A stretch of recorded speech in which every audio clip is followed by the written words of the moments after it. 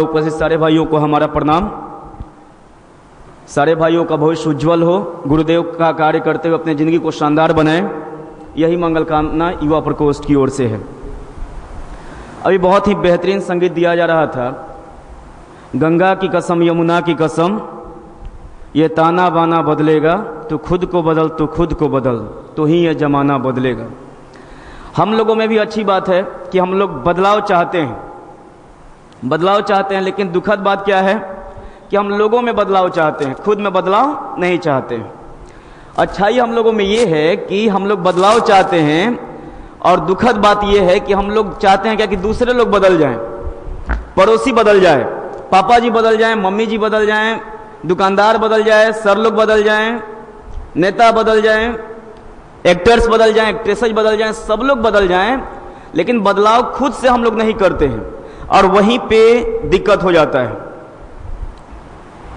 तो बदलाव की शुरुआत कहां से होनी चाहिए? खुद से होनी चाहिए। और आज का सदचिंतन का जो बोर्ड यदि आप लोग पढ़े होंगे तो वही लिखा हुआ था कि परिवर्तन की जो शुरुआत हम लोगों को करनी है वो खुद से करनी है। एक बार पापा जी और बेटा एक साथ जा रहे थे, तो पापा जी लगातार समझाए जा रहे थे कि बेटा संभल कर चलो, गिर जाओगे, देख कर चलना, गिर जाओगे, है ना, बहुत ज्यादा खड्डे हैं, बहुत ऑब्स्ट्रक्शंस है, बहुत रुकावटें हैं, गिर जाओगे, ठोकरें हैं बहुत ज्यादा, गिर जाओगे, तुम संभल कर चलना। तो वहां पे जो बेटा है बहुत ही बेहतरीन आंसर बोला कि पापा जी आप संभल कर चलिए, क्योंकि मैं आप ही को फॉलो कर रहा हूं, कि आप यदि संभल कर चलिएगा तो मैं आप ही को नकल कर रहा हूं, मैं संभल कर ही चलूंगा, और आप यदि गिर जाइएगा तो मैं भी गिर जाऊंगा। तो हम लोग जो कहते हैं और वो करते हैं, उसमें यदि समानता आ जाए तो उसका ही नाम अध्यात्म है। हम लोग जो कहते हैं कि सच बोलो और हम लोग करने लगे तो हम लोग आध्यात्मिक इंसान कहलाने लगेंगे। हम लोग बोलते हैं कि पढ़ो 8 घंटा और हम लोग खुद से पढ़ने लगे तो हम लोग आध्यात्मिक इंसान कहलाने लगेंगे। हम लोग बोलते हैं कि सुबह में जगो और खुद से हम जग कर बताएं लोगों को कि नहीं सुबह में जगता हूं मैं, और इसके कारण मुझे बहुत ज्यादा डेवलपमेंट होता है, तुम भी जगो, तुमको भी डेवलपमेंट होगा। तो ये जो होगा वो आध्यात्मिकता की निशानी होगी। लेकिन हम लोग क्या करते हैं, हम लोग खुद नहीं जगते हैं लेकिन दूसरे को बोलते हैं कि जगना चाहिए, वहीं पे पाखंड आ जाता है। कथनी और करनी में जब समानता रहता है तो उसको आध्यात्मिकता कही जाती है बातें, और कथनी और करनी में जब भिन्नता आ जाती है, अलगाव आ जाता है, तब उसको पाखंडता हम लोग कहने लगते हैं। तो मेरी आप लोगों से शुभकामनाएं हैं कि हम लोग जो कहकर समझाते हैं लोगों को, उससे बेहतर है कि हम कर कर बताएं। अगर संस्कारशाला में हम जाते हैं तो वहां पे बोलें कि देखो मैं यदि निस्वार्थ भाव से मेहनत करता हूं, निस्वार्थ भाव से 4 घंटा 5 घंटा पढ़ता हूं, आप लोग भी पढ़ोगे तो आप लोगों में डेवलपमेंट होगा, तो यहां के हम लोग ओरिजिनली एक बहुत ही बेहतरीन सदस्य होंगे। लेकिन यदि हम कहने के लिए सिर्फ कह रहे हैं तो हो सकता है कि लिए हम लोग नाम के लिए सदस्य हों। तो मैं चाहता हूं कि बदलाव हो और खुद में बदलाव हो। आज मैं गुरुदेव का एक सचिंतन पढ़ रहा था, उसमें उन्होंने बोला क्या कि यदि हम लोग दान देते हैं बहुत ज्यादा, है ना, सोना का, चांदी का, धन का, दौलत का, उससे करोड़ों गुना बेहतर है कि अपने आप को डेवलप कर लेना, अपने आप को बेहतर कर लेना, अपने आप को समृद्ध बना लेना। अपने आप को बेहतर कर लिए, अपने आप को एक रोल मॉडल बना लिए, अपने चरित्र से, व्यवहार से, व्यक्तित्व से, वाणी से दूसरे हमारे प्रेरित होने लगे, तो हम लोग गुरुदेव के रियल सेंस में एक बेटे हैं, एक शिष्य हैं। तो अपने आप को जो पूरा जो फोकस है, मैं बार बार एक बात कहा करता हूं कि जो ऑर्डिनरी लोग होते हैं और जो एक्स्ट्रा ऑर्डिनरी लोग होते हैं उनमें एक ही अंतर होता है। ऑर्डिनरी लोग का जो फोकस होता है वो पूरी दुनिया पे फोकस बहुत ज्यादा रहता है। वो सब लोगों के बारे में जानते हैं, नेता के बारे में जानते हैं, एक्टर्स के बारे में जानते हैं, एक्ट्रेसेस के बारे में जानते हैं, मैचेस के बारे में जानते हैं, सब लोगों के बारे में जानते हैं, लेकिन अपने आप के बारे में फोकस वो लोग नहीं करते हैं, अपने वर्क पे उनका फोकस नहीं रहता है। लेकिन जो आध्यात्मिक लोग होते हैं, जो साधक होते हैं, जो एक्स्ट्राऑर्डिनरी लोग होते हैं, उनका हो सकता है कि दुनियादारी पे फोकस कम हो, क्रिकेट के बारे में कम जाने, राजनीति के बारे में कम जाने, लेकिन उनका जो ध्यान होता है वो खुद पे होता है। तो मेरी आप लोगों से शुभकामनाएं हैं कि अपना जो पूरा ध्यान है वो खुद पे कंसंट्रेट यदि किया जाएगा तो हम लोग बहुत ही बेहतरीन हो जाएंगे, और देखते देखते ये जो हमारा विश्व है एक बहुत ही बेहतरीन जगह जीने के लिए हो जाएगा। एक बच्चा था, वो जैसे ही 5 साल 7 साल का हुआ तो लोगों ने पूछा कि आखिर क्या करना चाहते हो? तो बोला बच्चा कि अरे दुनिया बदलना चाहता हूं मैं। तो उसके बाद से 2-3 साल के बाद पूछा गया कि और अब बताओ क्या करना चाहता है? दुनिया बदलना चाहते हो? तो बोला कि नहीं, दुनिया बहुत बड़ी है, कम से कम अपने देश को मैं बदलना चाहता हूं। उसके बाद से थोड़ा सा और बड़ा हुआ, उसके बाद से पूछा गया अब बताओ क्या करना चाहता है? देश को बदलना चाहता है? तो उसके बाद से पूछा, वो बोल रहा है कि नहीं नहीं, देश बहुत बड़ा है, राइट, 130 करोड़ के आसपास जनसंख्या है, बदलना हमारे लिए मुश्किल है और राज्य को हम बदलना चाहते हैं। थोड़ा सा और बड़ा हुआ वो, तो पूछा गया कि किसको बदलना चाहते हो? राज्य को? तो बोले कि नहीं नहीं, राज्य बहुत बड़ा है, वो हमसे नहीं बदलेगा, जिला को बदल देते हैं।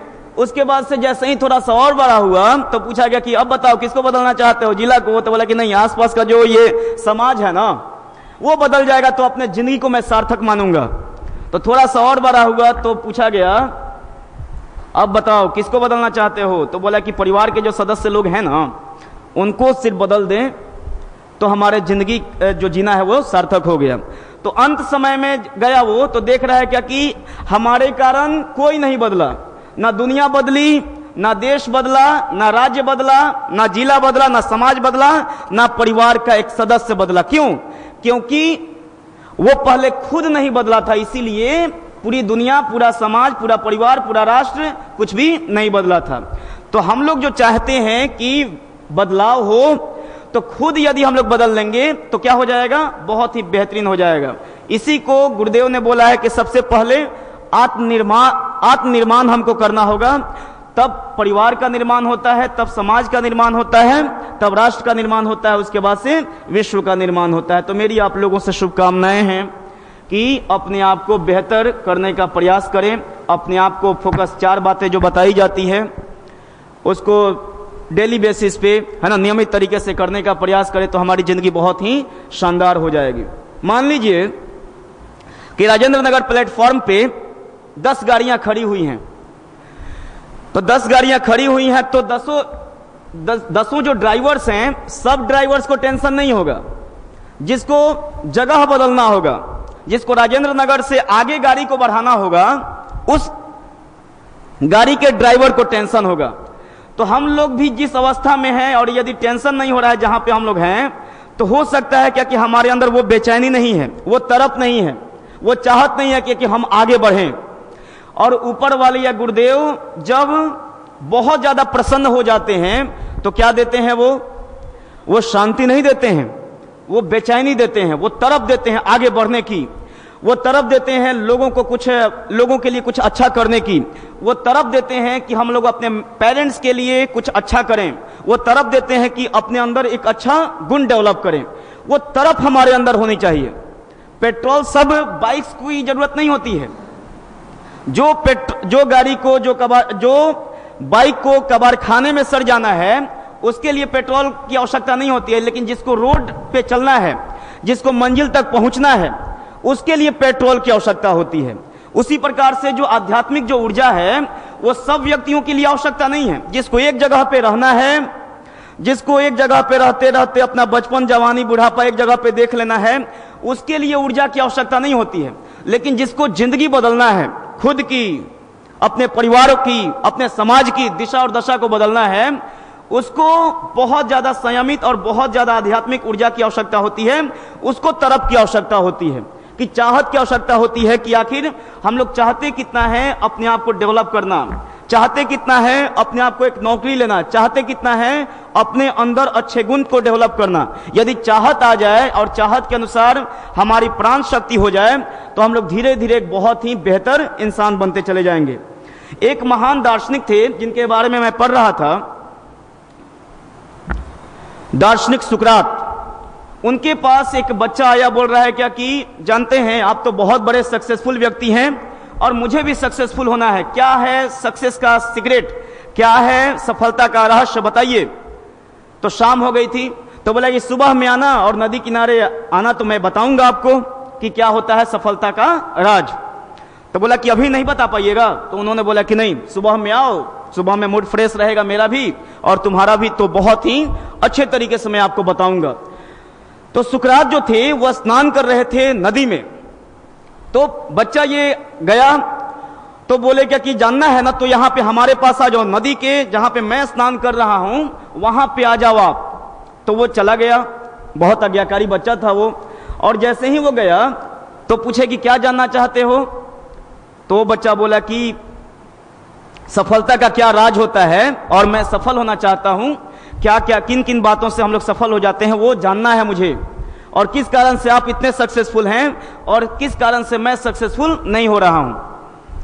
तो वो बच्चा को ये जो गर्दन था अचानक वो डुबा दिया पानी के अंदर, और पानी के अंदर 1 से 2 मिनट जैसे ही हुआ और उसकी जो सांसें थी वो फूलने लगी, और अंत समय में उसकी गर्दन को निकाला सुकरात ने। तो निकाला तो वो जो बच्चा था वो बहुत गहरी तरीके से सांस लिया। तो सुकरात बोले क्या कि जब तुम्हारा जो गर्दन था वो पानी के अंदर था तो तुमको क्या चाहिए थी? तो ये बच्चा बोला कि हमको क्वेश्चन समझ में नहीं आ रहा है। तो सुकरात ने बोला कि जब पानी के अंदर तुम्हारा गर्दन था तो किसके बारे में सोच रहा था? मर्सिडीज के बारे में, स्मार्टफोन के बारे में, अच्छे अच्छे गाड़ियों के बारे में? तो बोल रहा है कि नहीं नहीं नहीं, मैं तो सिर्फ सोच रहा था वायु के लिए, हवा के लिए। सिर्फ एक फोकस मेरा था कि हवा कैसे ही मुझे मिल जाए, हवा के लिए तरफ सबसे ज्यादा थी। मैं हवा के अलावा कुछ भी किसी चीज पे मेरा फोकस नहीं था। तो वहां पे सुकरात बहुत ही बेहतरीन आंसर दे रहे हैं कि जाओ, जिस प्रकार से नदी के अंदर तुमको तरफ है हवा की, उसी प्रकार से धरती पर जिस तरफ से तुम नदी में थे हवा के लिए, उसी प्रकार से यदि धरती पर तरफ हो जाएगी सफलता के लिए तो उसी दिन सफलता तुम्हारे पास आ जाएगी, तुम उस दिन सफल हो जाओगे। वो तरफ पैदा करना सीखो। तो हम लोग यहां पे आते हैं, बहुत ज्यादा सौभाग्य है कि अच्छे उद्देश्य के लिए मैं लोगों को बताता हूं कि अगर बाई द वे नृत्य होते रहता है कहीं, या अच्छे अच्छे म्यूजिकल इंस्ट्रूमेंट बजते रहते हैं, फिल्म चलते रहता है, क्रिकेट चलते रहता है, मोबाइल चलाना रहता है, तो वहां पे समय देना बहुत ही आसान है। लेकिन कहीं कहीं अच्छी जब बातें हो रही होती हैं, खुद के डेवलपमेंट के बारे में बातचीत होती है, तो वहां पे समय देना बहुत ज्यादा मुश्किल हो जाता है। और एक बात कह के मैं अपनी बातों को समाप्त करूंगा। बिल गेट्स के बारे में मैं पढ़ रहा था, बहुत ही बेहतरीन। मैं चाहता हूं कि इस बात को आप लोग लेते जाएं। तो एक दिन वो एक रेस्टोरेंट में गए और बहुत अच्छे तरीके से वो भोजन किए, शाम में गए थे वो। तो वेटर को वो $100 दिए टिप के तौर पे। तो वो वेटर जो था उनको थैंक यू नहीं बोला, देखने लगा उनको दूसरे अजीब तरीके से। तो बोला, बिल गेट्स बोले कि आखिर तुमको मैंने $100 दिया और तुम इस तरीके से मुझे देख रहे हो, क्या मैंने कुछ गलती कर दिया क्या? तो वो वेटर बोल रहे हैं कि जानते हैं आपकी जो बेटी है वो सुबह में आई हुई थी और आपने दिया मुझे सिर्फ $100, राइट, इतने बड़े आदमी होकर, और आपकी जो बेटी है वो मुझे टिप के तौर पे दी $1000। आपकी बेटी जब $1000 दी तो आपको तो कम से कम मुझसे 10 गुना देना चाहिए। क्यों? क्योंकि इस दुनिया के सबसे रिचेस्ट आदमी आप हैं। तो बोला उन्होंने कि नहीं, आप ऐसे सोचते हो इसीलिए वेटर हो, और हमारे तरीके से सोचो। वो उन्होंने बोला